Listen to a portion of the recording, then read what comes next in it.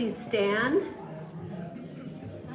We have the flag right up front, so please join me in the pledge. I pledge allegiance to the flag of the United States of America and to the republic for which it stands, one nation, under God, indivisible, with liberty and justice for all. The first order of business we have to do tonight involves our club board elections. And Yosan on our nominating committee is going to explain.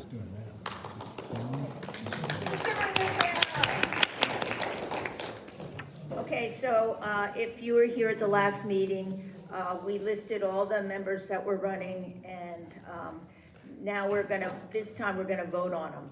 But before we vote on the candidates there, I just want to let you know that, first of all, there's a couple of positions that we don't vote on. So we'll start with them and just recognize them. And one of them is our fabulous hospitality chief, Richie Gibson.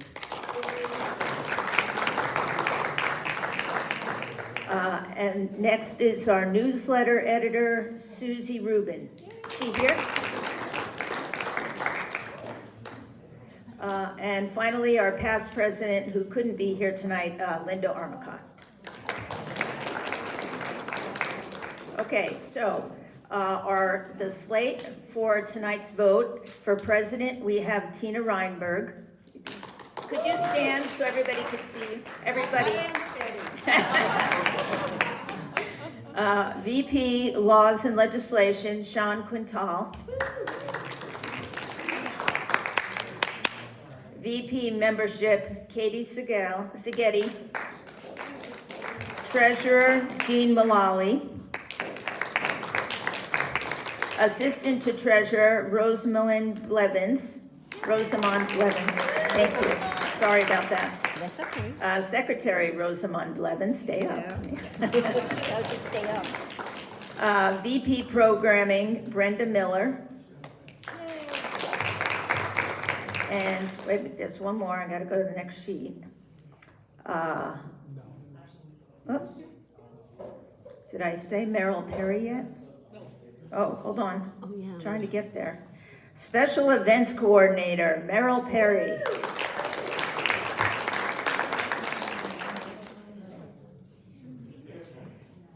And from there, I'm going to list the board members at large. We have Sharon Cox, Jessica Hayes, Matt Strabone, Janet Castanos, Max Costin. Okay, that's our slate. Now, are we gonna just... Ask for nominations from the floor. Are there any nominations from the floor? 3 times. Are there any nominations from the floor? Are there any nominations from the floor? Okay. So now we can vote on... No, hearing none. Hearing none. We can approve the board by Acclamation. yes. Hearing none, we could approve the board by acclamation.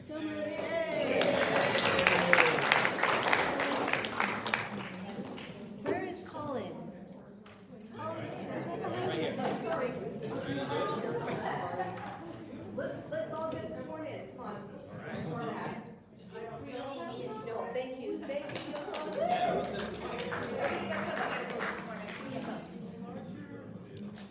Everybody on the board, please walk to the front. Everybody whose name they just said, respond. You guys don't want to be on the stage? I think you guys got to be on the stage. Yeah. Yeah, you gotta get on stage. And in front of the In front table. of the stage or In front of the table. in front of the table on the stage? Yeah, I'm in charge now, so I'm Okay. gonna be. I'm drunk with power up here. It's wonderful. Come on up, everybody. Yeah, Jean's here, right? Jean's here. Today. Wow, I No, you gotta be up. first time. Everybody, so everyone who's got elected who isn't here, they don't get to serve until they take me out to lunch and I give them. Right? Okay, very good. So everybody, my name's Colin Parent. I'm the vice mayor of the city of La Mesa. Thanks very much for having me here. Thanks for being here. Every time I come up here, I always want to remind folks that I didn't get elected. I only got elected because of the help of this club. So thank you. Your support matters. So I am going to do the oath of office for the new board members for the organization on whose board I once served. And so with that, I'm going to ask everyone to raise their right hand. And I'm going to say some things and ask you to repeat after me. All right? So I state your name. I, Jessica Russell, Do solemnly swear or affirm do solemnly swear or affirm that I will support and defend the Constitution of the United States that I will support and defend the Constitution of the United States and the Constitution of the State of California and the Constitution of the State of California against all enemies, foreign and domestic, against all enemies, foreign and domestic, that I will bear true faith and allegiance to the Constitution of the United States that I will bear true faith and allegiance to the Constitution of the United States and the Constitution of the State of California, and the Constitution of the State of California, and that I will serve the Mesa-Foothills Democratic Club and that I will serve the Mesa-Foothills Democratic Club and abide by its bylaws and abide by its bylaws and elect Democrats. and elect Democrats. Congratulations. I'm sorry, you guys have to take a selfie. He's gonna make us do a selfie. Yeah. So you gotta get back over there, Jessica. He's the selfie king. This is very important. Selfie cam. Very important. Everybody? There, thumbs up? Okay, very good.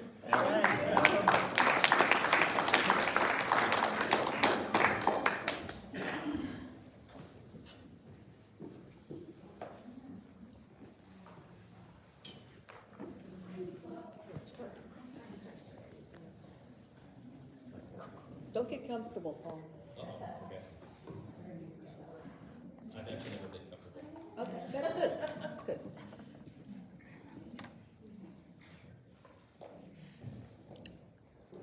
Okay, oh, first, is Jay here? Jay, come on up, he's got a quick announcement. Okay, I know, I'm looking all around for people that are standing right in front of me. Jay has a quick announcement to make. Very quick announcements. Hi, my name is Jay Steiger, and currently I serve on the Valley d'Oro Community Planning Group as Vice Chair. And having said that, I now need to take that hat off so I stay clean because I am not speaking on behalf of the group. However, we have 3 openings on the Community Planning Group. We've had one of those open for several months, unfortunately. It is a volunteer organization. This is true, and sometimes, you know, those of you who are super volunteers, you understand sometimes it's hard to get other people to step up. But I want to mention to you, so 2 people have come forward. One of them is conservative, of course, has every right to be. The other one sounds like that individual is conservative.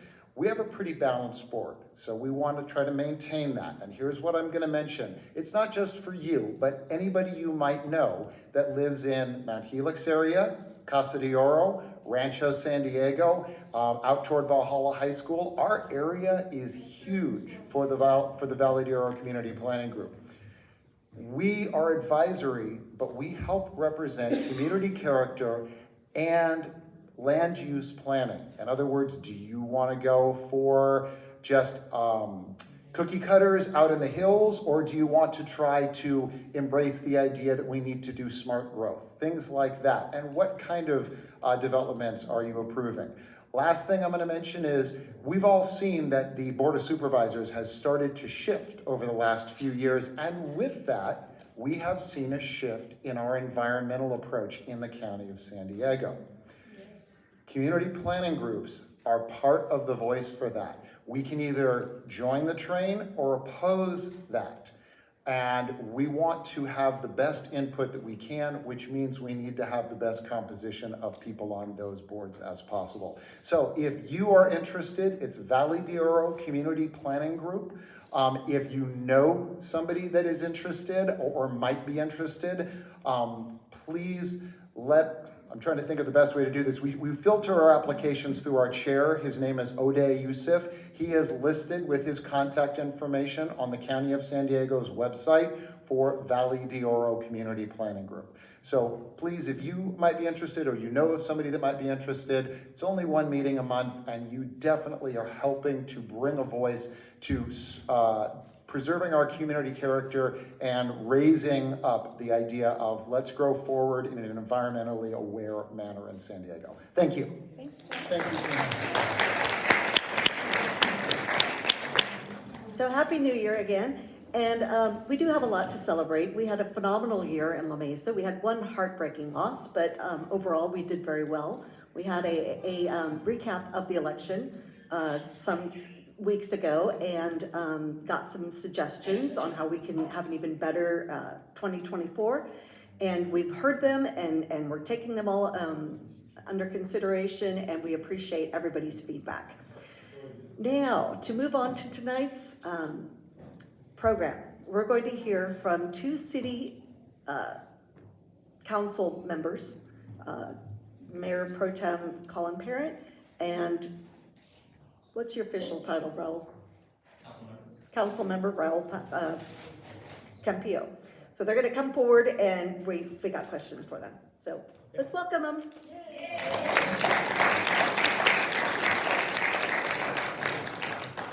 I'm going to sit up here because I think it seems more cozy. You're powerful, Tina. Okay. That's why I have to sit. That's right. Okay. So, I pictured this being kind of a, what are your New Year's resolutions kind of thing. But in all seriousness, we're really excited that we elected you and that you're representing us. And kind of some of the concerns that I'm sure you know that we have. The first one I'm going to have both of you speak to is homelessness. I know there was something about the mayor suggested, or no, San Francisco passed a bill allowing homeless people who've had more than 8 5150 stops in a year to be subject to conservatorship. That's something to consider. So anyway, I'll let you start first, Colin. Homelessness. Yeah, I mean, homelessness is definitely one of the biggest challenges that we have in La Mesa. It's definitely one of my top priorities. And when you ask voters what they care about, all the polling shows up and down California that it's one of the top 2 things that people are concerned about. It's right up there with housing affordability and like public safety and inflation. That's a big question number 2. Yeah, right. So, and that's something I'm very passionate about too. As folks may know, I served for a couple of years in the Jerry Brown administration, working at the Department of Housing. I worked at the San Diego Housing Commission for a couple of years as their director of policy, and so got to work directly on these issues even before I was in elected office. So, in La Mesa, we don't have quite the same level of resources that the city of San Diego has and some of the other larger jurisdictions. We don't get a direct allocation of dollars from the federal government. We don't manage our own federal home dollars. We don't manage our project. We don't have the housing choice voucher program directly. Those are the things that the county has that operates those on our behalf. And so we have somewhat less ability to work on these things, but not zero ability. By no stretch. And so some of the things that we've done, we actually were the first jurisdiction in the region to have to pay for some, to work with PATH to hire some homeless outreach staff, and they've been really great in being able to help identify people who we can connect to housing. We don't have the same resources to create housing in some of our bigger jurisdictions, but we do have some of those resources to go out there and to identify people and to help them get connected to housing. But then we also have, we need to spend some more time and effort on those sorts of things. I was actually at a conference with my colleague up here talking about the shallow subsidy program that you guys are doing, and that's something that I'm actually going to be interested in exploring with some of our federal ARPA funds here in La Mesa in the upcoming CERTs. Yeah, well, I'm not going to explain it. Actually, I'm going to let Raul explain it because he's actually done it. I'm just talking about it. So, but I think that's one of the core things that I'm keen on, and it's got to continue to be top of our priority in La Mesa. There's the talk about the Holiday Inn on Fletcher Parkway. Sorry. Oh, okay. We're still talking about that? Yeah. So I got a lot of heat in 2020 because in the summer of 2020, someone from Affirmed Housing, which is one of the top 5 affordable housing developers in town, said, "Hey, we're looking at using some of the state's new program.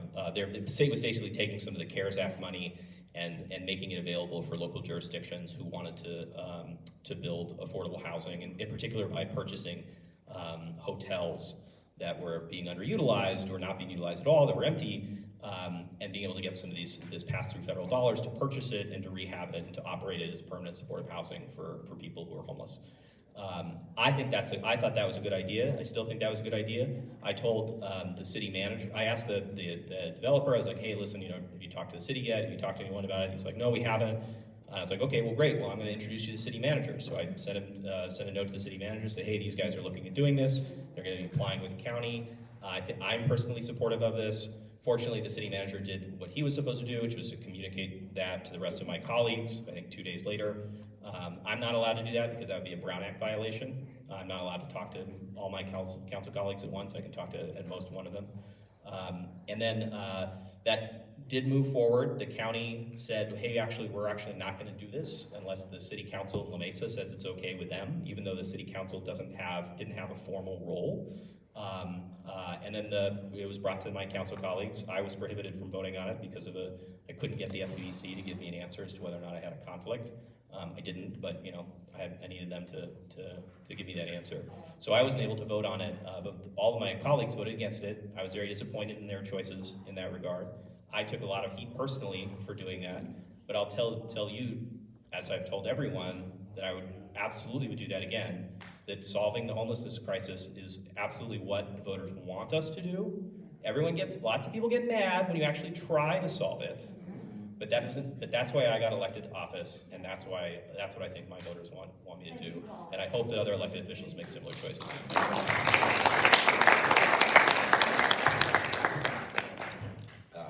I really appreciate Colin's answers to that. He's been in office several more years than me, but I know that when I think about the leaders in the region who've thought about transit and housing and economics and all the ways those tie together to solve all the problems we have, but particularly homelessness, I think Colin Parent is really at the forefront of all of that. So I really do think it's great that he's on the La Mesa City Council and is a regional leader on this. And I'm not joking when I say that I read the stuff that he and his organization put out to get a better sense of what we ought to be doing as a region. When it comes to homelessness, just so for those who aren't entirely familiar with District 7 of San Diego City Council, after redistricting, we are now from the 5 freeway to the 125 freeway, north of Friars Road, including all of Navajo, and then Tierra Santa, Serra Mesa, Linda Vista, and Montgomery Gibbs Airport now. So we don't have the vast majority of the San Diego River that runs through Mission Valley when it gets to Grantville than it is in my district. And so we have a lot of homeless residents who live in the area, in the canyons, and definitely it's something that residents of Mission Valley and all the communities in my district think about and call us about and want us to solve. This last year, one of the key things that the city of San Diego did, me and one or two other council members really pushed it through the budget program, and then it was agreed upon by everyone at the end, was a shallow subsidy program. So it's exactly what it sounds like. It's a small amount of money that we give to people who need just a little bit more to make ends meet. There's an organization called Serving Seniors in the city of San Diego and regionally, and they gave us the data that showed that 57% of seniors who are homeless were $300 away from making their last rent payment so that they would remain housed, be in their apartment, right? And so when you're on that fixed income and your rent goes up, your costs go up just a little bit much, it's intuitively right that you're gonna miss that payment by just a little amount. And so I frankly think it's the most efficient and sensible and logical and humane way to prevent homelessness is to just give people the money so that they'll spend it on their housing. And they're going to spend it on their housing because no one wants to be displaced from where they've been living. And usually they've been living somewhere for many, many years. So we put aside several $1 million to help about a couple thousand families for the course of 24 months. And instead of making it at $300, we made it at $500 because of increasing inflation and also the fact that meant all their other expenses were higher. So we put that little cushion in there. And I'm looking to expand that drastically over the next budget cycle. I would love to see that get north of $10 million because there are that many families that really are struggling to make ends meet. There's seniors, young people, families. It really depends on their income. We're not just setting it aside only for senior citizens. So that prevents people from becoming homeless. And that gets to one other thing that I noticed about homelessness, that I've known about this for a long time, and then about 3 weeks ago, I did a 2-hour ride-along with the City of San Diego's Environmental Services Department. That is the group that goes out and cleans up homeless encampments along a sidewalk. And what we did there for about 2 hours is they posted a notice in the morning. About 3 hours later, the homeless individuals who lived on the sidewalk in their tents or whatever their shelter was moved across the street. All their trash that they wanted to throw away, all of their very sadly feces and human waste was being thrown away and being cleaned up by city contractors and city staff. And what I saw was a very professionalized, humane, polite. The police were there, but were not at all invoking any sort of force or anything that you might hear about as it relates to that sort of encampment cleanup. And then after several hours left, and then the homeless individuals moved back to basically the same spot to have their encampments there. And then the next week, they come back and do it again. And so when I saw that, it just got to me just how impermissible it really is that we don't do more to help these people. But what I did see a lot of was Narcan boxes for people who are suffering from an opioid addiction, who have Narcan in case they overdose, and they can inject themselves or inject their nearby neighbors who might be having an overdose. It gets back to the drug problem, and I've known this since I was a prosecutor with the city attorney's office. It's not just opioids, not just fentanyl, but methamphetamine is rampant in our community, and we have data and evidence that drug dealers, drug cartels, anybody who wants to make a buck, well, they're making it, and they're preying on our homeless population, making it even harder to help homeless individuals who don't want to be part of that environment, don't want to have drugs in their life. They're being taken advantage of. So as it relates to the mayor and the county amping up, protecting people from the effects of fentanyl, making sure we spend our settlement money on the cases against the fentanyl and opioid companies that we have as jurisdictions, that's all very important. But in the back of my mind, I know that our federal government has to step in and really take the drug problem very, very seriously in terms of the trafficking of it in our neighborhoods. And that's a state and federal thing that a lot of our local police forces and sheriff's departments really can't handle all on their own. And then you brought up the 5150 issue, Tina, as it relates to what San Francisco did. A 5150, that's a health and safety code in our, is it health and safety code? In state law that essentially says when a person is so dangerous that they can't even, or so unable to even help themselves remain safe, the state, meaning basically the county, can temporarily incarcerate that person for their own good. Colloquially, you'll say, well, that person's going crazy. Well, that's typically a 5150. They arrest that person, put them in custody, and they have some doctors look at them to make sure that they're being incarcerated lawfully for their own well-being. And it's a very high standard to actually meet that. At the state level, they are part of the whole care courts concept and all that sort of vein of dealing with the most chronic homeless individuals who need the most help. It's in a way kind of lowering that standard because it's so high that it's hard to get a person to take the help. So it's lowering the standard just a little bit so that we can actually temporarily take into custody those individuals. So when you hear 5150, that's what it is. I don't know that 8 5150s is the right margin. It's who's to say that's the right number? It seems to me that local jurisdictions need to have the right amount of attorneys, whether it's a deputy city attorney or county counsel, who case by case would look at a person and say, this is clearly a person based on this record of ER visits, jail visits, interactions with government, law enforcement, service providers that can't care for themselves. So I think it's really a case-by-case thing, so we don't violate a person's constitutional rights either. But I do think the care courts concept, it's gonna get off the ground. We're gonna see some good results in particular cases, but it has to remain well-funded, and it has to also have that watchdog aspect to make sure that some counties don't abuse it. My biggest fear is that rural areas where a medical care hospital is in the urban area, the rural law enforcement might say, that person's 5150, get them out of here, send them to the urban area, and all of a sudden, that person is now far from where they were, and also having their services and the resources that go with that being thrust upon the urban community rather than wherever they were. So there's lots of ways to look at that, but those are the three big things that I see in terms of homelessness that the state's working on, that locally we're working on, but ultimately that require a lot of federal help as well.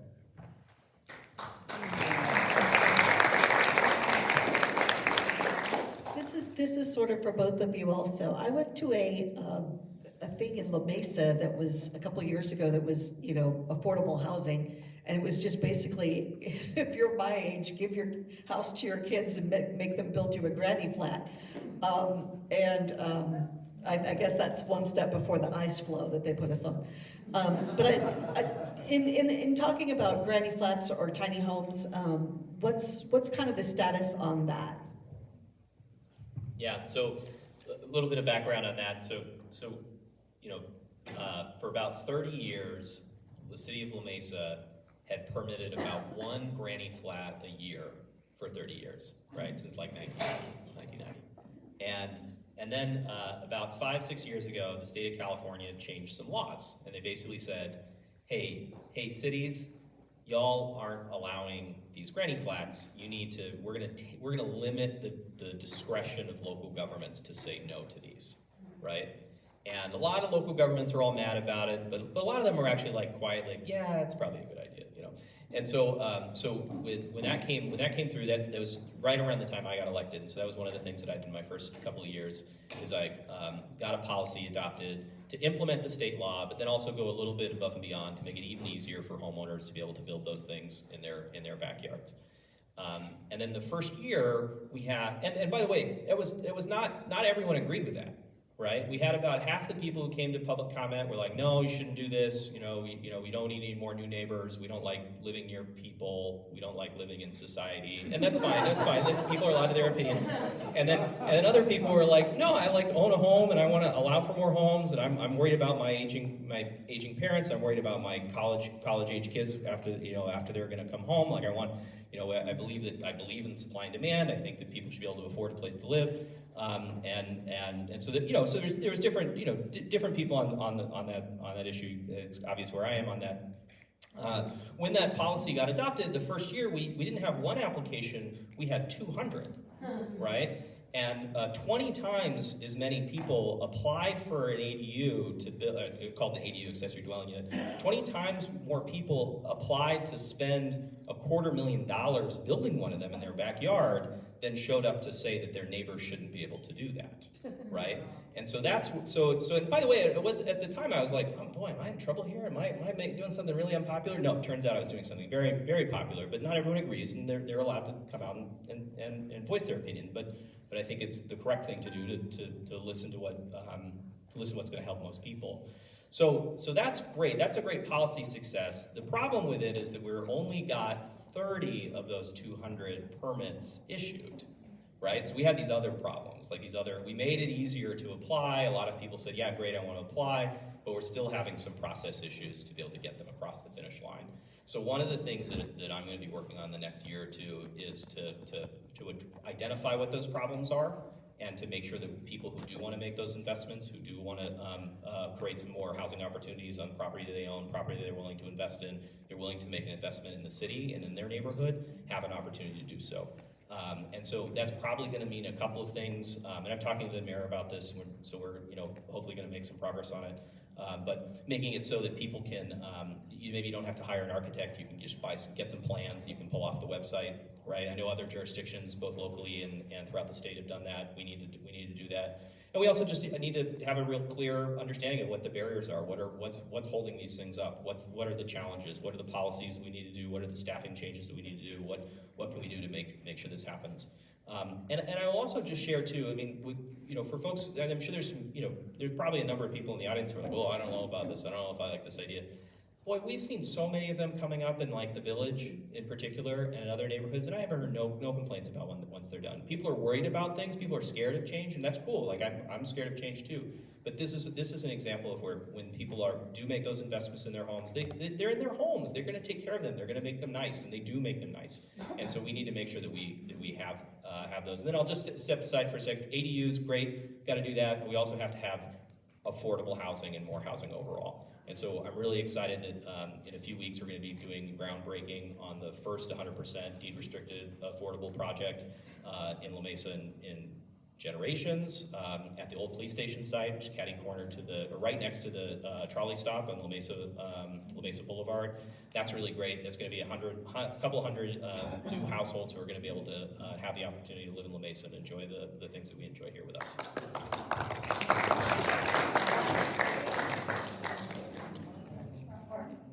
I think in the city of San Diego, we've seen a lot of accessory dwelling units come up in particular neighborhoods, and the neighborhoods that really have seen a lot are the College area, and there's a couple nearby as well where it's really had a galvanizing effect in the communities to ask a lot more questions about the land development code and what those sorts of setbacks are, the density allowability, and so I think right now the San Diego City Council is paying very, very close attention to all those sorts of details.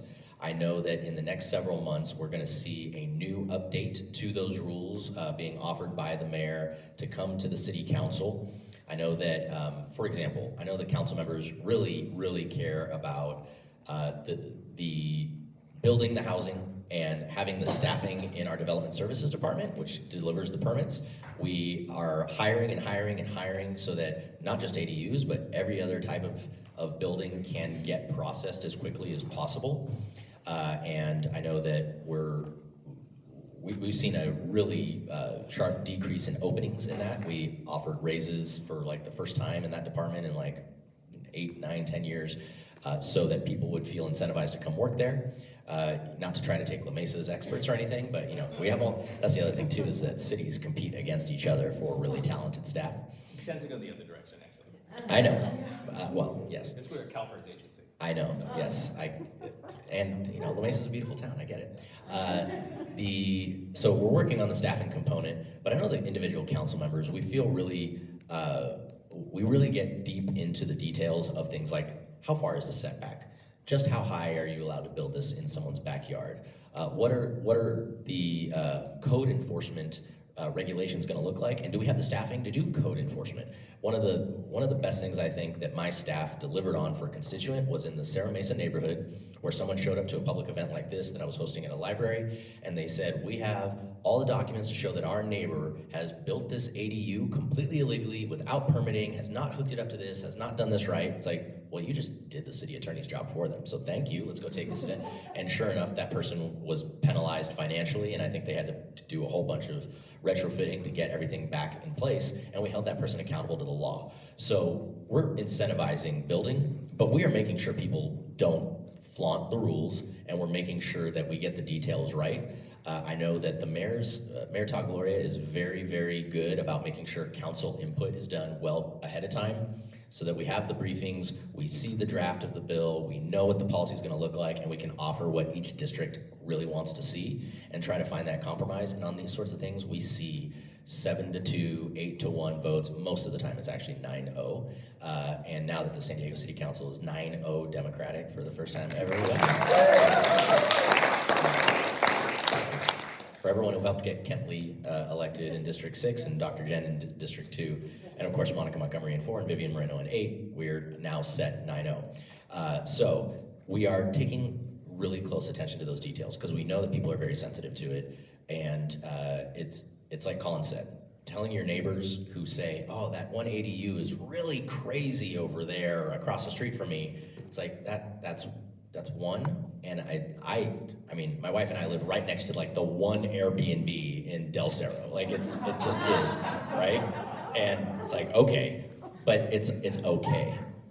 So I think that as long as we're open and honest with our neighbors about how important this solution is to solving the problem, and then doing our jobs as policymakers to make sure the fine details are done right, it goes the way it ought to go.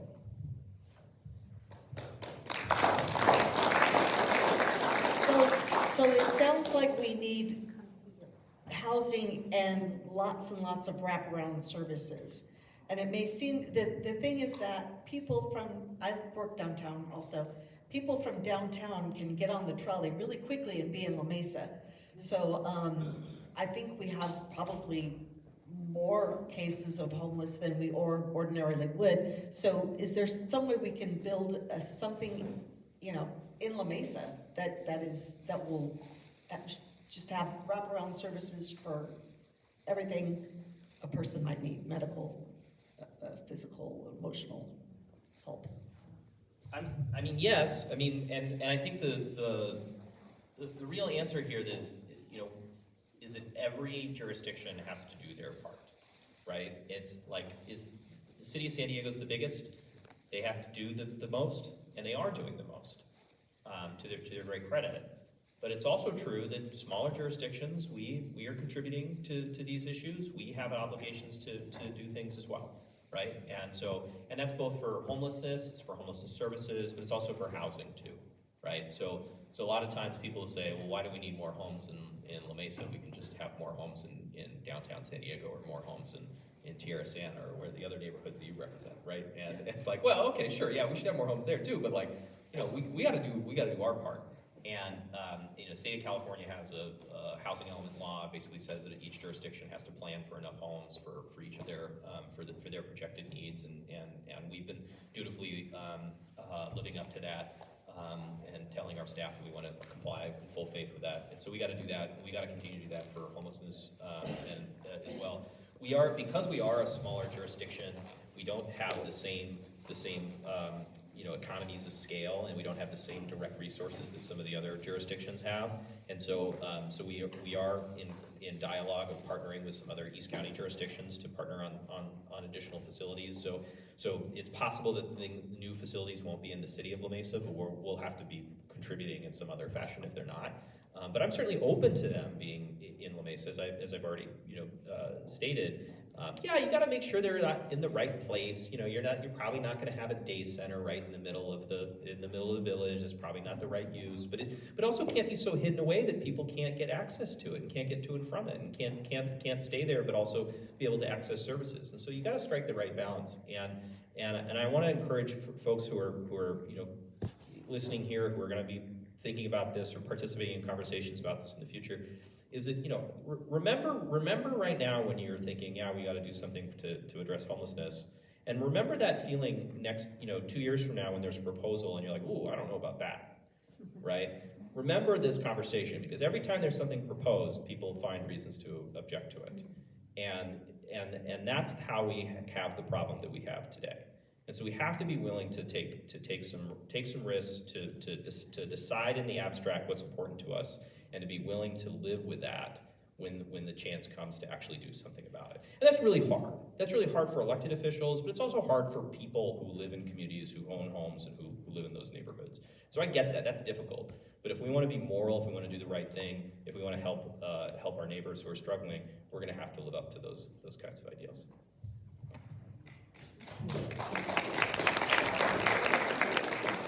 The question was, should La Mesa have wraparound services? Yes, La Mesa should have wraparound services. You didn't ask about San Diego, Tina, come on. Yeah, no, I think that something that I think that we're seeing, I think one of the greatest successes that I see is the permanent supportive housing that has gone up in particular parts of town. And I know that in District 7, right in Grantville, right on Mission Gorge Road, where you have 70 formerly homeless seniors who are now living somewhere, some of them for free, some of them pay a small amount of rent based on whatever their limited income is. And they have social services, they have pastors, they have community volunteers, everybody who comes in to help them, and they build that community. I think that that is something that we ought to have a lot more of, and the thing is, it's always the funding and the gap funding of, because pretty much all, you know, development is designed to be an investment. So who's making the money on that investment? Well, thankfully the state has so many funds to have super low interest loans to help us complete these types of projects, but we don't have enough spaces and designs and companies that are saying, hey, what we want to see it do this and do more of this. Because you say 70 is good, but man, do we need 700 spots tonight, right? So continuing to advocate for that. I'd say the other Other thing that I always go back to is good jobs for people. In the back of my mind, I'm always going to say, if I can invest in a person getting a good job, they're going to be able to afford the housing that is difficult to afford right now. They're going to have dignity. Hopefully, they'll have a union. All these sorts of things. They'll have the health care to deal with the other issues that might be making them homeless or close to being homeless. So in a lot of ways, the best wraparound service is a good, well-paying job with benefits.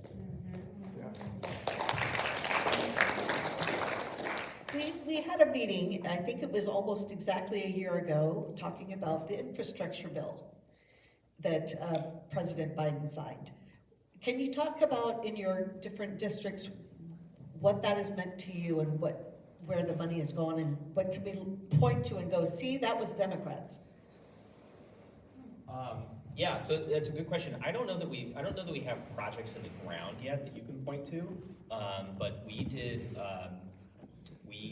My colleague, Councilmember Jack Shu, was on a subcommittee of the council that brought together recommendations for how we were going to use some of the ARPA funds, not the infrastructure funds, but the funds that went directly to the city. And we have if I'm remembering correctly, it's one of the big infrastructure projects on a corridor. I think it might be, it might be either Mass Avenue or La Mesa Boulevard. But it's a big improvement. It's going to include like bike lanes and crosswalks and other traffic calming things to make things safer. And this is like a great example of where the federal government provided some resources to us, gave us some flexibility, and we were able to exercise them in a way that met our community needs. And so that's really exciting. The infrastructure bill is did create a variety of new grant programs, and some of which we get to apply for. A lot of them SANDAG and MTS, the transportation agencies, are going to be taking the lead on applying for. So I don't know that we have a ton of projects in the ground yet for those, but it's not going to be too long, and that's going to be really exciting. And I'm glad that you framed that question that way, because one of the things. So Raul and I were both at a conference at the end of last year.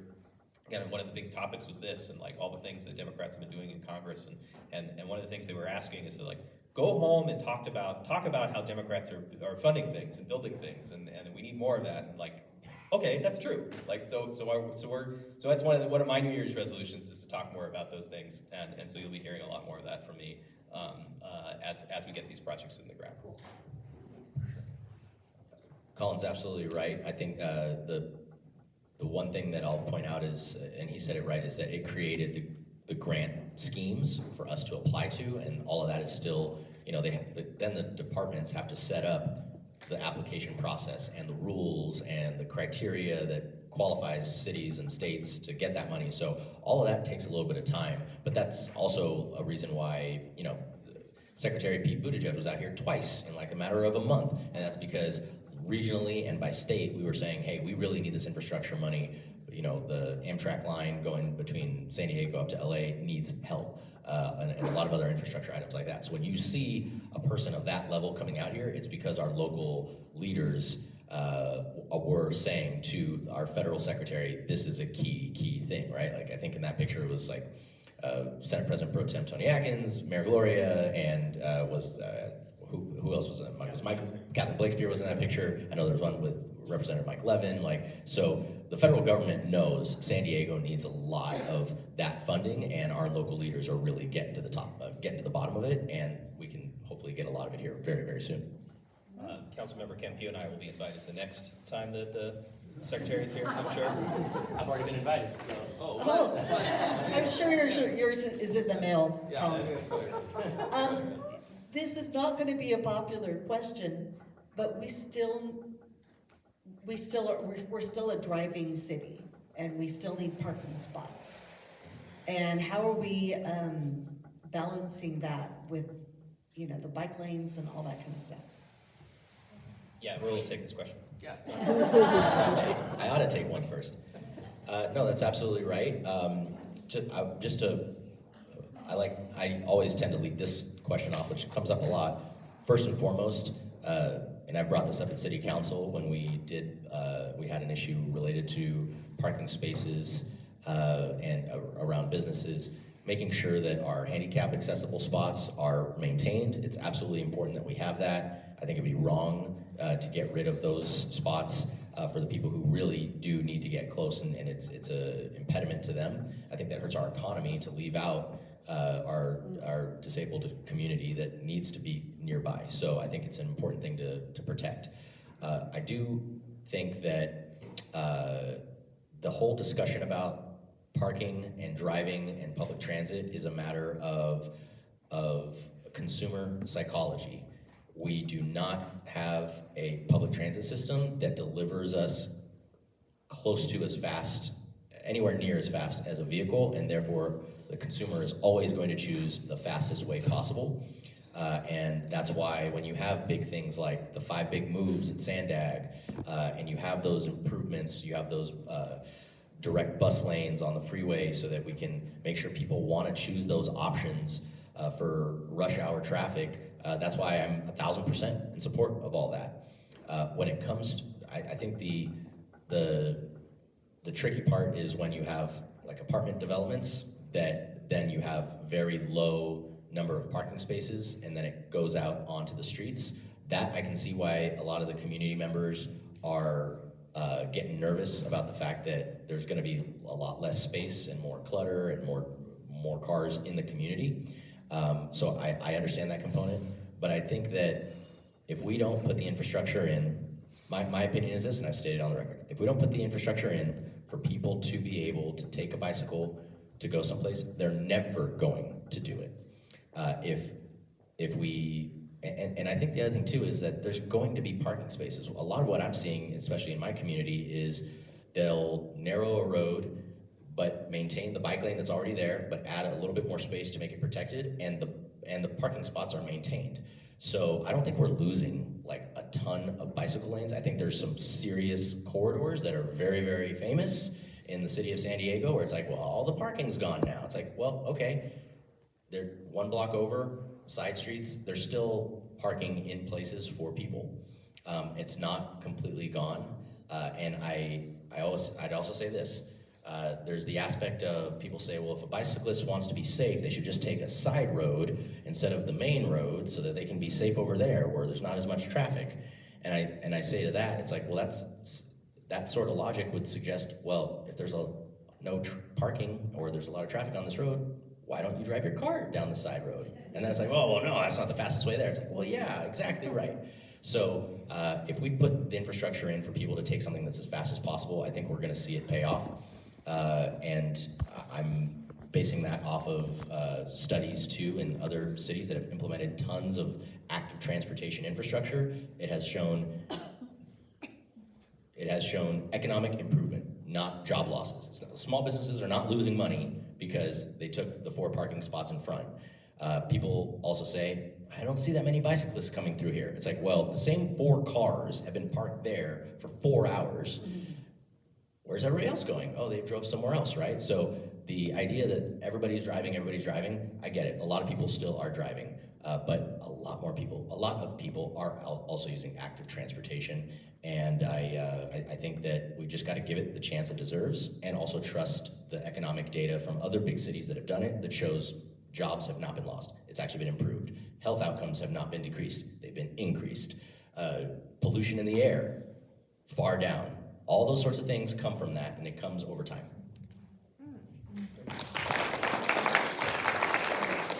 Yeah, I mean, this is becoming a bigger issue in local government and over the last few years. And, I think, everyone likes free and convenient and abundant parking, right? And myself included, right? I got a haircut today and I drove there, right? And because the trolley does not go to the place that the woman who's cut my hair for the last 15 years, currently cuts hair. And so I drive too. I have a car. I park in my at my house. And so the problem is not like it's okay to like parking, right? I think the challenge though is to make sure that you don't like parking so much that it gets in the way of everything else that you like, right? That's the real challenge. And so in some examples, like if you have a corridor where all the data is showing that there's a lot of bicyclists and pedestrians who are getting struck and killed by cars, and you know that building a bike lane and building some traffic calming to make the cars go slower and that it might have some impact to parking, but you know that's going to save lives, well then yeah, sure, I'm perfectly happy to sort of trade some parking convenience in order to save lives. That to me is a fairly easy calculation, right? And there's some other examples where, but there's some other sort of counter examples, right? So we've had proposals over the years in La Mesa to take the large public parking lot behind the village and turn that into, put that up for sale or put condos or apartments or even affordable housing there, right? Those are, which are all things that we want. We want affordable housing, we want more homes. Those are things that I'm supportive. But also, like, yeah, I'm not interested in getting rid of the big public parking resource in that place. People use that. It's important to businesses. It's a big political fight that I'm not interested in having. So it's not like that you want to get rid of every single parking space and just replace it with something else. That doesn't make any sense. But you do want to make sure that your sort of love of parking and desire to have parking doesn't get in the way of the other things you want. I think another good example of a policy in La Mesa is that we have, in certain circumstances, many circumstances, if you want to build a studio apartment, and by the way, I want us to build studio apartments. There are people who want a studio apartment who can't afford something else, but they want to be able to have a place over their heads. I think that's important and something that I'm committed to. And so not everyone agrees, but that's how I feel. That's how most of the voters feel. We're going to try to allow for that. In a lot of circumstances in Mesa, in order to build that studio apartment, you have to build 3 parking spaces. Okay, 3 times as much surface area or square footage as the apartment itself. That's a little bananas, right? And so that's a circumstance where you have your love of parking sort of getting in the way of some other thing that you want, right? Do you want some guy who's got this limited amount of money from the federal government, the state government to build affordable housing, and they're going to want to build some studios for formerly homeless veterans? You say, oh, we'd love for you to do that, but you have to spend 2/3 of the money on a parking garage. That would be bad. And so those are the sorts of things where we need to make sure that the things that we want the things that we want are balanced with the other things that we want, parking, and making sure that we have the right public policy to allow the things that we want and not let parking get in the way in all circumstances. And I think we can do that and still be able to maintain the broad level of access and convenience that most people enjoy with parking resources today.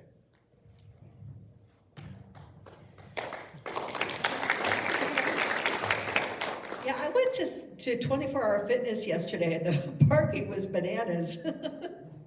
I'm imagining in 2 weeks it's going to be much better. Yeah, a little bit better. Can we stop for a second here? So, I mean, that's just to sort of flag for that. Should you design the parking garage at 24-hour fitness to be the size that it needs to be to conveniently park everyone for the first 2 weeks of January? Or should you pick a size that's like more appropriate for the rest of the year, right? And that's kind of an example. We had similar things where people said, how are you going to get rid of this? We're looking at half of the Spring Street trolley station. Half of that, it's all the parking lot there is empty all the time. 20% occupancy. 50% of it is actually fenced off, so that people can't even use it. And so MTS is thinking about making it available for affordable housing, which I think is a great idea. And some people was like, Colin, what are you doing? You can't do that. I park there when I go to Comic-Con every year. Once a year, I park there. And it's like, well, I believe you, and I'm sorry that that would be a meaningful inconvenience for this one person this one time a year, but that's not a good reason to tell people they have to stay homeless, right? And so that's kind of, these are the kinds of things that we have to balance to make sure that we get to the right outcomes. Yeah, Thank you, both of you. I think I'm out of all of my questions. Miriam. It's a 2-part question. First of all, can you comment on the HOT team, the homeless outreach team? Because I understand that even though I believe I got my figures right, they've been going a year and it's on a 2-year contract, that then a year from now, there won't be a HOT team. And I think that they've been doing some really, really, really good job. The second half of the question is, the point in time is the end of January to count all the homeless throughout the country, and they're still looking for volunteers. Okay. Oh, great. Yeah, thanks. So I actually went to, did the point in time count. Oh yeah, question was about our homeless outreach team in La Mesa, whether or not we have, whether or not they're going to continue past an existing contract, and also a request for people to volunteer for the point in time count, which is an annual event to count people who are homeless. And how they have been doing, how has the hot team, in your opinion, been doing over the last year? Yeah, so a couple of things about our homeless outreach team. So we actually initially contracted with PATH, which is a sort of a leading nonprofit homelessness services provider. They have a big presence in the city of San Diego. This is their first time doing, I think, anything in East County. We contracted with them for a year or two, but subsequently we actually brought the program in-house. And so we actually hired away the contractors. We hired them in-house, and so they're actually City of La Mesa employees. Yeah, so we made a pretty permanent commitment to that. And we have to choose to fund it every year, you know. But you know, I'm very committed to doing that. I think that program is here to stay. The data that I've seen has been good, that they've been able to connect a lot of people to housing, and also the other thing that's good is that it gives citizens a resource to contact if they're having an issue, but maybe they don't want to talk to the police about it. They don't want the police going in there, or the police doesn't want to deal with it. They're like, listen, we got other things to do. This is a more appropriate thing for a different kind of person with different training to go ahead and do. So I think it's just been great. It's not enough, but it's great.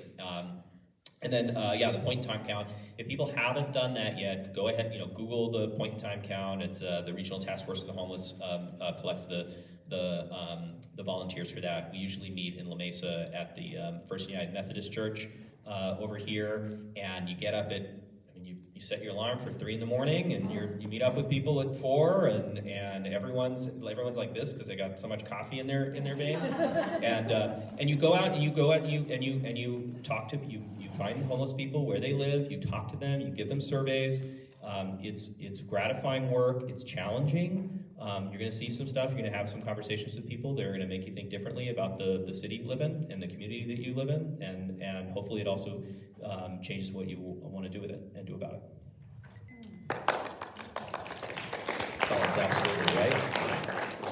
If you want to do it at a reasonable hour, like 5:30, sign up for the river instead of, but if you do it in this neighborhood or city you live in. My team, my staff, and my wife and I, we always do the San Diego River around Grantville. We see the District 7 folks who live along the river, but you don't go into the river at 4. You do it, or 3 or 4, you do it when there's sun is starting to break and you don't fall into the river. So we'll see you out there. Well, let's give another round of applause. They gave us so much to think about. Thank you so much, you guys. All right. While we're transitioning, and Mark and Andrea Beth, it's your turn next to come and sit in the hot seat. My withering questions. Okay. Raul, you're running for re-election, but you don't want to talk about it right now? Okay. Candidates at the end, or you do? Okay, you could, yeah. We'll do candidates at the end. All right. So yeah, then Raul, you can tell people that you, Raul, are running for re-election. Okay.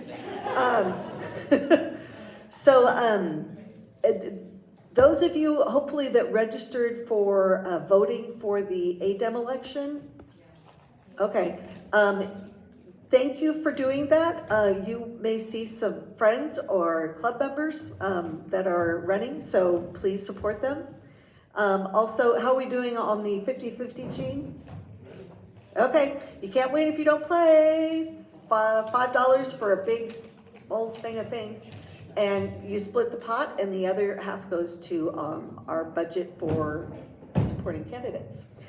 And now we're going to speak to Mark Grasick was elected on the same night that Colin was in 2016. And Colin always says his election night was the worst night of his life. So anyway, I'm just. It wasn't because of Mark got it. No, it was a rough night, but smoother sailing. Now, I'm gonna sit there, so if you don't wanna sit right next to me, you can scooch down.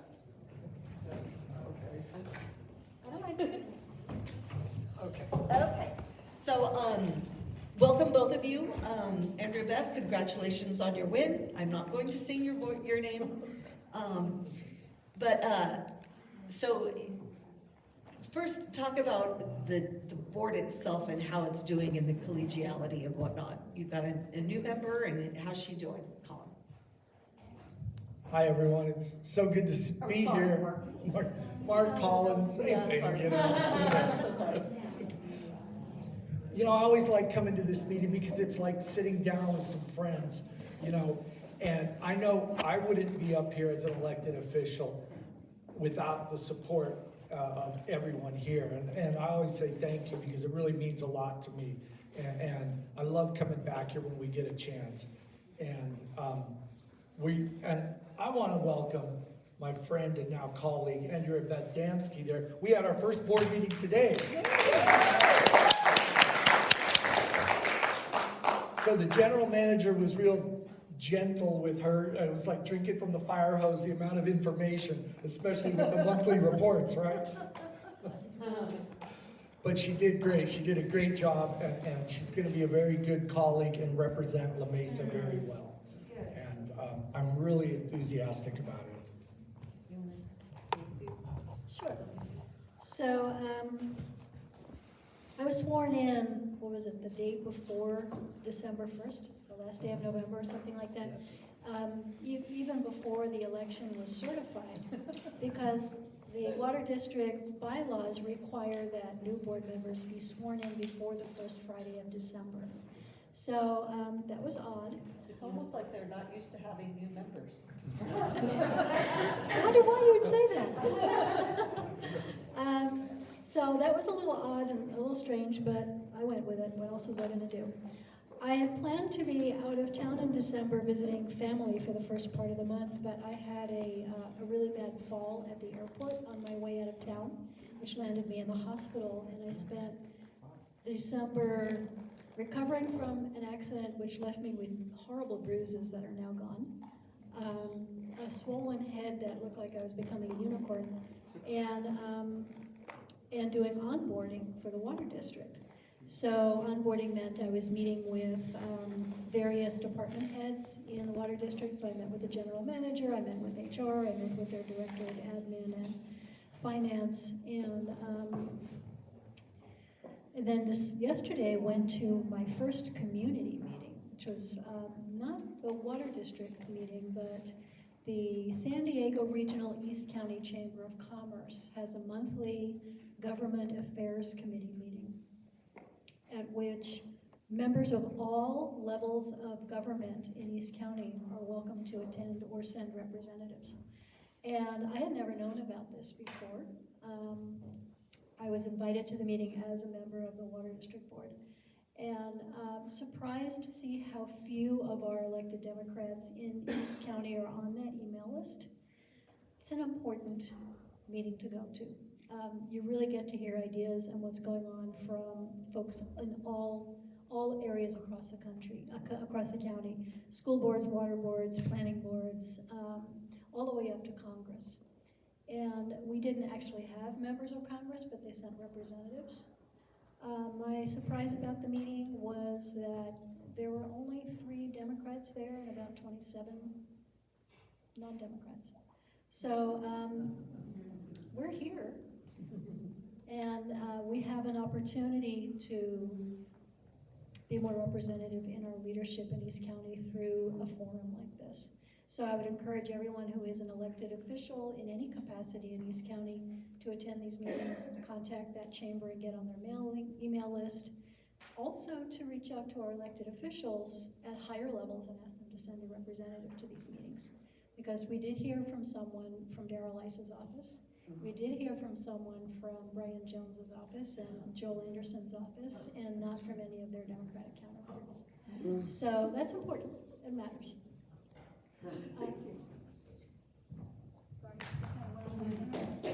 When she mentioned the Republicans, I could see Mark grumbling on his breath. We're being recorded, remember, we can't swear.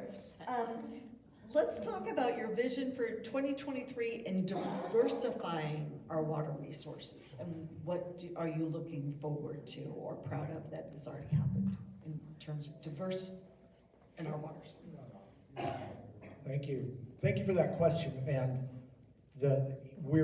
I'm personally very excited about a project that we are working with Padre Dam Water District, the County of San Diego, and the County of San Diego, and the City of El Cajon, which is our Advanced Water Purification Project.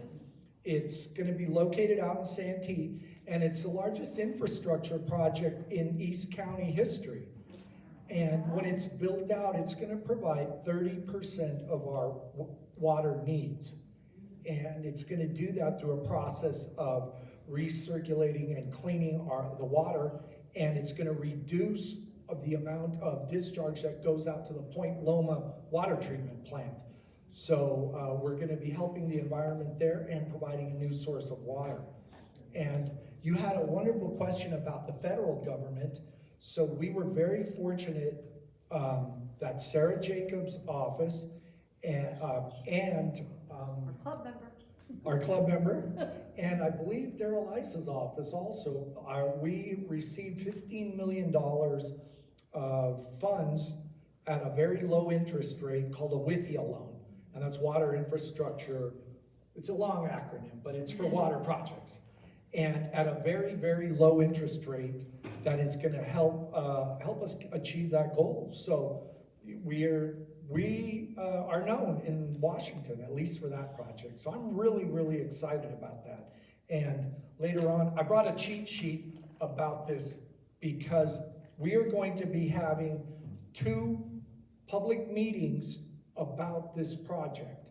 And everyone that's in our service area should have already gotten at least 1 notice in your bill about that. Lauren is saying she got the notice in her bill. So we're going to be having in February 2 meetings, one during the day and one in the evening for people that can't attend the other one. And we're going to have staff from Sacramento, from the Department of Drinking Water that's going to be there to answer any questions that you might have. And it's going to be your opportunity to get those questions answered. And sorry for speaking too long, Andrew. Do you know when you're hoping to break ground, or? It's already broken ground. It's already actually under construction from the first phase. If you went out to Santee Lakes and drive way to the back, and the armed guards and the fence will stop you, but behind that's where it's going on right now. And I'm really, really excited about that. It's going to diversify our water portfolio and reduce our dependence on the Colorado River. When is it contracted to be done? In 2025. Okay. And as we know from election cycles, Colin knows already, 2024 is right around the corner, November 2024, and right behind that in 2025, hopefully, knock on wood, everything goes good. The plant will be up and running. Hopefully. Yes, ma'am. I would just like to tell all of you that my husband, who died last year, Rod Ripple, was the editor for this club newsletter for 16 years. And he worked for the water utilities of San Diego, where they were first starting to talk about, they called it toilet to tap. Yeah. Yeah. So it's just thrilling to hear what you're reporting. Do you have anything to talk about in terms of alternative diversified water resources? Not in addition to what Mark was just mentioning, but what I did want to add is that the website for the East County Water Purification Program, Advanced Water Purification Program, has a website where you can look live at what's going on with the construction and where the roads are blocked if you're trying to get around Santee. So there is that, which is a great public service. Okay, it looks like a couple people are having issues hearing you. Okay. Love the mic. Be the mic. So what's your vision for 2023 in reducing wasteful water use? That's a great question, and I'll turn that over to Andrea Beth. tricky question. It's actually one of the most common conversations I had with voters as I was talking to them about my campaign was, what's the deal? We feel like we're conserving water all the time and our rates keep going up. It feels like we're being punished for doing the right thing. And the reality is, the water district has fixed costs, which are infrastructure costs that do not go down if people use less water. So, and as water becomes more scarce, the price per unit of water use goes up. But hopefully when we get this advanced water purification online, that will help a lot. The reality is that we're on target for conserving. We're doing a lot of water conservation. We being La Mesa, San Diego? Meaning the water district. Okay. I can't speak to other water districts because I'm not in on the numbers, but we did talk about this at some point during our board meeting today. And people are doing well with conserving. One of the things I would like to see the water district do more of is educating water customers about rebates that are available to them for different kinds of water saving devices on their homes, whether it's, what do they call those things? Cisterns and rain barrels. And then there was also discussion about another kind of thing that can be attached to your water meter that you can connect to your phone and lifetime show you what your water use is on a daily basis. So, so that's something that we were talking today about, trying to find a way to encourage more people to use. Mark just got really excited at something you said. That's a great point. So one of the things we talked about in our meeting today is this device called a flume, and that is the brand name of it, and it's a gadget that you attach to your water meter, and it gives you real-time information about your water use. I have one at my house. I've had it for several years, and I'm a big advocate of it. And we were just talking with our PR person. She was in our meeting today. There's rebates being offered that it's almost free. So like Andrea Beth says, well, how do we get that information out? You know, we put something in your bill, but if you're busy and you don't read it. So that's a constant challenge that we have, is reaching out to our customers. And that's just one little example. We offer rebates for removing your turf, rain barrels, changing your irrigation system, mulch, the gadget, the flume gadget. We offer a lot of rebates, either through us, County Water Authority, or Metropolitan Water District. So if anybody here is thinking of that, just call our office and be asked to put in touch with the person that runs that program. We'll take care of you, I promise. This is something Mark told me about, which I did not know, is you can have the water district come out and do what's the word? Audit. If you think that perhaps you have a water leak somewhere, they can check to see if more water is being used, or if you're using more water than you think you are, if you think you're being charged too much for your bill, you can have a free audit done by the water district. Absolutely. That was how we found out that I had a leak behind my walls a couple of years ago. It did not end well. So we know that water rates are going up. Is there anything that you can do at the district to keep water rates from skyrocketing because of cost? That's a great question, so I'll field it first. So this year, 2023, is we are in the middle of our rate and budget setting process. It kicked off tonight. So we are going to have a series of meetings and board meetings and everything, culminating ultimately on on a possible rate increase. There's going to be a lot of discussion. There's going to be a lot of public meetings, and that's going to be working hard. But just know, I can speak for myself, and I'm sure Andrea Beth can too, that we're going to do everything possible as your elected leaders to keep that rate as low as possible. Now, the only weird caveat about that is we purchase water from Metropolitan Water District and County Water Authority, and they have rate increases So sometimes ultimately we have to do what's called a pass-through and pass that along to our customers. And it's a necessary evil, unfortunately, but just know that, I know, Andrea Beth, that was one of the things that came up on the campaign trail for you, people asking you that all the time. And so I know that I'm personally gonna work very hard throughout these meetings to see what we can do to help, the people of my district and the district overall. I'm learning a whole lot about this as we're starting. I do want to say I was really impressed in our meeting tonight about Director McMillan, who is now our board vice president, his deep insight into the numbers. So I'll be listening a lot to what he has to say about the numbers as we move forward. Thank you. That's all I got. How was your Christmas? I told the board, if you don't send me questions, I'm going to ask them that. Does anybody have a question? So one of the biggest uses of water in my house is obviously tubs and washing machines. And I have taken the pipe and put it into my recycle bin and put it on my plants, and I'm thinking,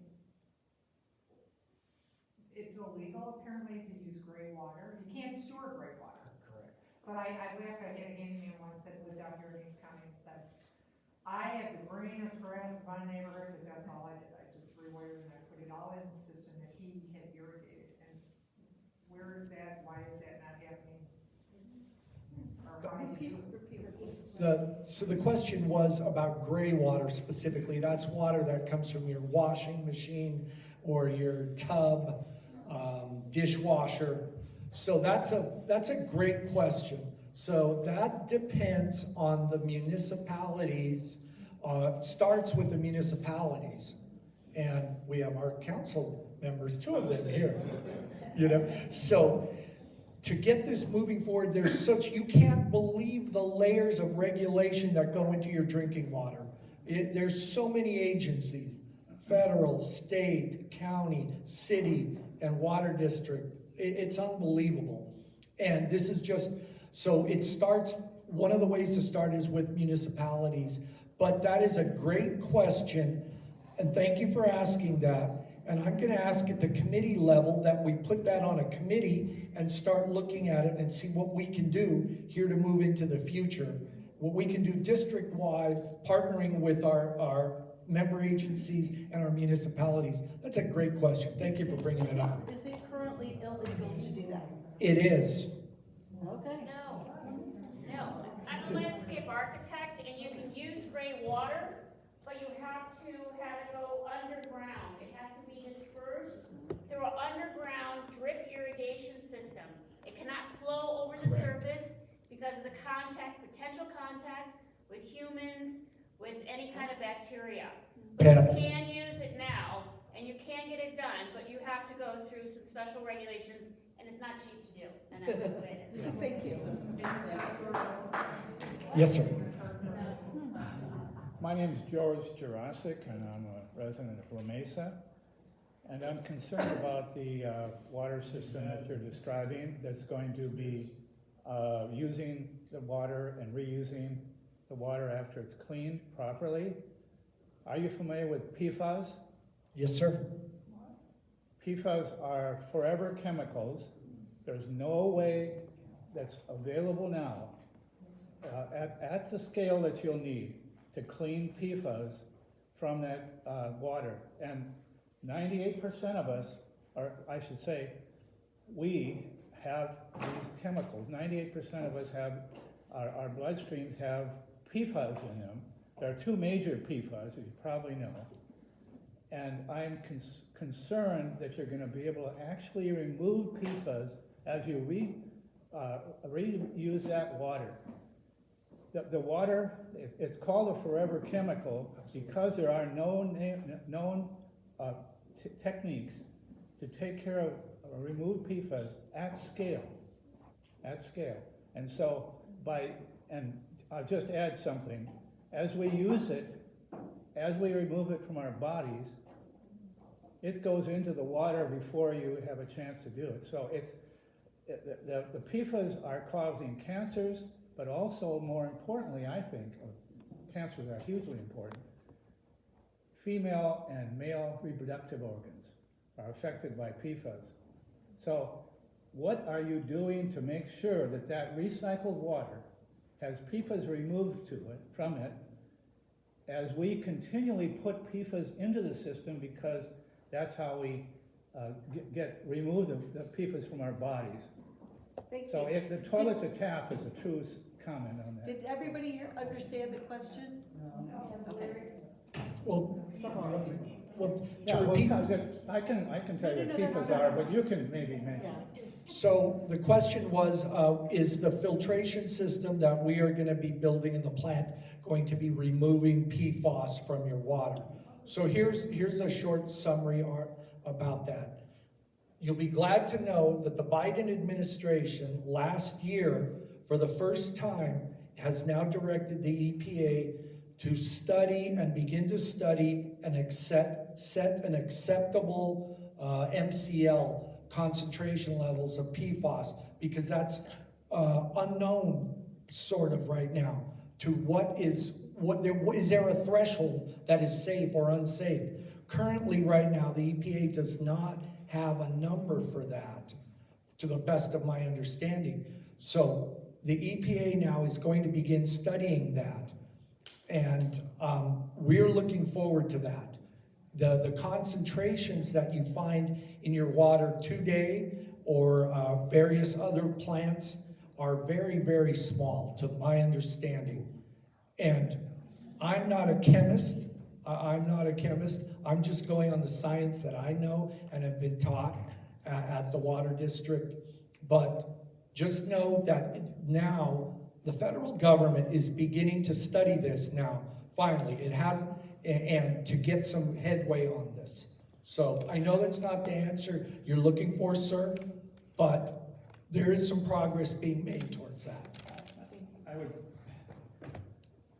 The EPA has been looking at this for a while, and they're evaluating the level that you mentioned. Correct. But the state of California has set levels. And I can tell you there's a well in El Cajon that has numbers that are on the order of 10 times what the level would be. And under our own airport, one PFA has a level of 10,000 times the state level.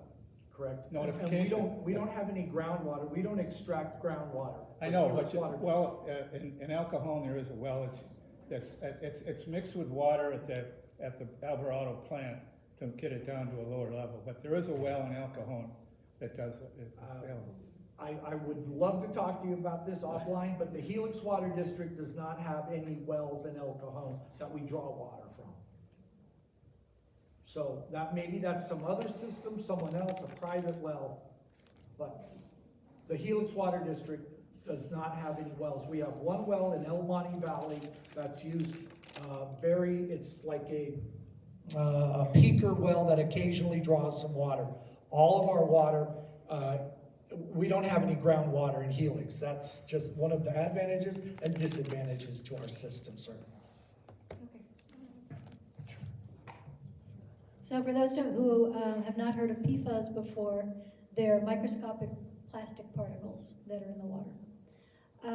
And something that we can do is suggest that the committee for the East County Advanced Water Purification Program take this up. Right. And that's why the Division of Drinking Water from the state is holding these 3 public meetings to get questions like yours, sir, answered by the top regulators in the state are going to be there at these meetings to answer your questions. We have time for one more question if anybody's got a really quick one. Okay, all right, let's thank our panel. Thank you. Did you want me to ask you another question, Mark? How about one softball question? How was your New Year's? Quiet. Okay. We thank you for speaking to us. We've got got just a few minutes. If anybody wants to talk that is or an announcement of any kind, please line up over this way. And please, oh, there's leftover food to take. Is there one of the salads left, Richie? Okay, that's mine. Yeah. And would somebody please take the signs?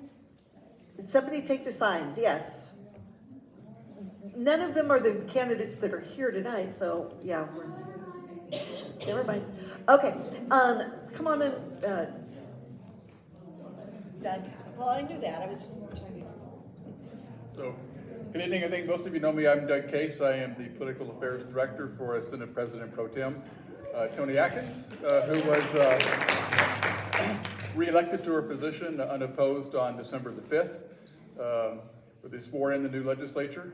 The Senate now is 80% Democrat, with 32 Democrats out of the 40. 45% of the Senate is now female. 10% of the California legislature is now identified as LGBTQ. The first legislature in the nation to accomplish that. And there's record numbers of Latinx legislators. Today was the first day that they reconvened. There are no bills yet, so I have nothing to report in terms of legislation. But you may have seen that late last year, the legislative analyst is predicting a $24 billion deficit this year, as opposed to a $97 billion surplus that we had last year. And so that's that's challenging news, but the good news is that because of our responsible Democratic leadership, over the past few years, we have built up our reserves to the highest levels ever. We've been paying off our debts and using much of that surplus, over half of the surplus, for one-term expenditures like infrastructure, for schools and roads and so forth, to put us in a better position so that we won't have the draconian cuts that we had during last time there was a recession. We're not sure there's going to be a recession yet, but we will have challenging times. The governor will put out his budget next week, and then the legislature will go to work, and I look forward to coming back and giving you a report on the budget and legislation. So thank you, and Happy New Year. Thank you. 2 minutes. All right, thank you, everyone. Heard me earlier. My name is Raul Campillo, and I am running for re-election in District 7 in the San Diego City Council. I know, it's early, but I will say that San Carlos and Del Cerro are what I represent, but I also serve on regional boards in Sandag, making sure that we're standing up for East County neighborhoods. It's always funny, people are like, oh, the city of San Diego, and I'm raising my hand to talk about, oh yeah, no, I support the East County folks and what they're saying about this, that, and the other, because I grew up in Rancho San Diego near El Cajon. So I really do emphasize our East County neighborhoods and cities as well, even though I am running in city of San Diego. I'll just say this, in the first 2 years, I've been very proud to make sure that the city of San Diego has invested more in infrastructure than it ever has in its history. Some of the items that I've been personally pursuing on a city and region-wide measure is childcare, to make sure that we are investing in more childcare slots, making sure that the city does its part on that. People ask a lot, they're like, oh yeah, that's an important issue. Why'd you get into that one? It's sort of like, well, because if housing is our number one sticker, or number one price in our budget, in every family's budget, childcare is very close second on a month-to-month basis because of how much they are, how much it costs, how few spots there are, how many childcare businesses have gone out of business over the last several years. So I'm gonna continue to keep pushing that, making sure the city of San Diego does its part and leading the way on that. But then just, last but not least, San Carlos Library. I know a lot of people have been promised that since I think 1997. And Judy McCarty's been trying to get that built. Just as an update, we're closer than we've ever been to actually securing the land. We signed the land with the original landowner, which is now Marathon Petroleum, because it used to be a gas station right next to that library. The city of San Diego's real estate department and city attorney are negotiating the last term, because now that the gas station completely did its environmental mitigation, we can buy that land for the $150,000 that we negotiated in 1997. And then we're gonna get the money to build it, which right now we need about 29 million more dollars, but we've got in about 3.5 to 5 million for that transaction, but then we need 29 million more. We're gonna be going to all the typical places we get money for that sort of thing. But it is absolutely my commitment that before I'm done, we are going to see the new, improved, expanded San Carlos Library that was promised back then. But it's looking like 2026 is where the sort of reasonable time is on that. But other than that, I do want to say I really appreciate the La Mesa-Foothills Democratic Club for all you do. The first time I ran, you held a debate so that District 7 voters could hear from us. And then once I got out of the primary and it was me versus the Republican, the GO team for East County really functions, right? I'm sad that Jennifer Spencer's not here, but everybody knows, you know, you got Gene. Gene's got the best place for a sign in his entire community in San Carlos, by the way, right there on the corner there. But in all reality, I know Colin said it, I know that a key component to me being elected was the support of La Mesa Foothills Dem. So thanks for all you do for the Democratic Party, all you did for me, and I look forward to winning again in 2024.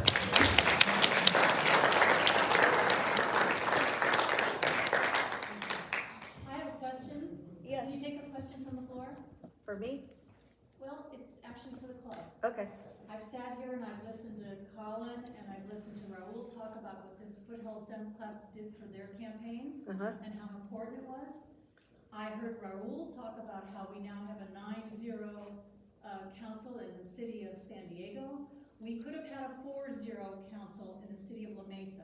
And I believe that this club didn't do what it could have done to make that happen. I sent a letter to the board on the 13th of December. As I said in my opening comments, I said we took your concerns and we discussed them and when will we get a debrief, a lessons learned? When will that happen to this group so that we can talk about it? I mean, this is the club, right? So we'd like to put on the agenda next time, Tina, please, just to give us some of that feedback. Okay. We appreciated it. And if the club could just hear some of those items, I think that would be great for all of us. It's just a wonderful learning lesson going forward. This club did a great job in many campaigns, but it failed, I believe, very badly on one. Okay. And I think we can learn from that because 2024 is. I can tell you that in the city of La Mesa, we distributed about 10,000 door hangers through the GO team. And we gave door hangers to one candidate specifically. I hosted 3 days of action myself to get more door hangers distributed. There were 3 candidates on the ballot for the La Mesa Council, 2 open seats. No, there were not. On the ballot, there were 3 candidates. Right. Did this club make it clear that there were 2 candidates? Yes, we did, and the door hangers that we distributed said the same thing. I know the door hanger said that there were 4,000 people that thought, for one reason or another, that 3rd candidate. You know what? We're not gonna go into that right now. I can appreciate that. Yeah. I'm just saying. I understand all your complaints, I but don't think anyone in this room wanted a MAGA Republican sitting. no, of course not. So Yes. let's not make it happen again. Let's just not let it happen again. Tina, can I just say something? Can Wait. I just say something? Yeah, I'm a stand for peace, and I think this is really important that we have this conversation, and as long as we're gonna do it future-wise, so what happened in the past, we'll learn from something. But I just wanna say something, can I say something? Sure, real quick. Okay, this is a time when people really, have a lot of symptoms with mental health. And we've spoke here before with a lot of anger and a lot of fear. And so please make sure that you check in with what you might need. So, we don't wanna just get the anger really riled up for ourselves or for anybody else. We wanna create this world in a peaceful way. Okay. Thank you. Councilmember Dillon. I would just like to say I want to just address what Wendy was saying, because there was many issues at our debriefing. I happened to be a part of it. And that issue was brought up. And we can address that when you hold whatever meeting to share the debriefing. But it was an issue that was addressed, but I will tell you right now that it just wasn't coordinated with the requirements of the city of La Mesa to file. In other words, the filing was way ahead of the election for who was going to be, nominated or whatever to be a Democratic candidate and endorsed by the Democratic Party. So there's issues, but I don't think that everybody should get upset about different issues, but we should have a discussion about the debrief and lessons learned. But, trust me, there were issues that were brought up, and to be fair, that third candidate had no choice. She had to file like everybody else did, which was way ahead of. Yeah. Just so you know, if you want to ask me what happened, I'm here to talk to you. Yeah. I'm Kathleen Brand. Yeah. And I signed up to run for election because I'm very passionate about this community. And I at one point I was voted qualified by the East County Caucus. And then after we filed with the city, then they did another vote and I was no longer the second candidate. So I have no regrets for what I did. I left the race. I tried to make it as public as possible. And I talked to Tina one-on-one to say, what should I be doing? What have I not done yet? How do I put this out? And I made sure that I was doing the best I could to make sure that information was out to everyone in the community. And we appreciate that very much, Kathleen. So anyway, to get back to next month, we have we're going to have a presentation for Black History Month. Next month, our programming chair will be here, so I won't have to do this. We now have our 50-50, and Andrea Beth is going to draw the numbers, so pull out your tickets. Oh, also, before I forget, thank you to Rosamond and Steve Blevins. They've recorded it tonight, and hopefully it will be appearing on YouTube in the next few days. We'll let you know. Thank you.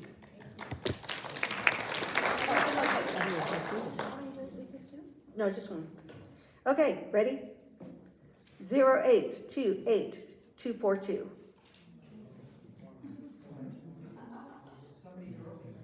Up, you got it? Get up here. What's your name? Greg. Congratulations.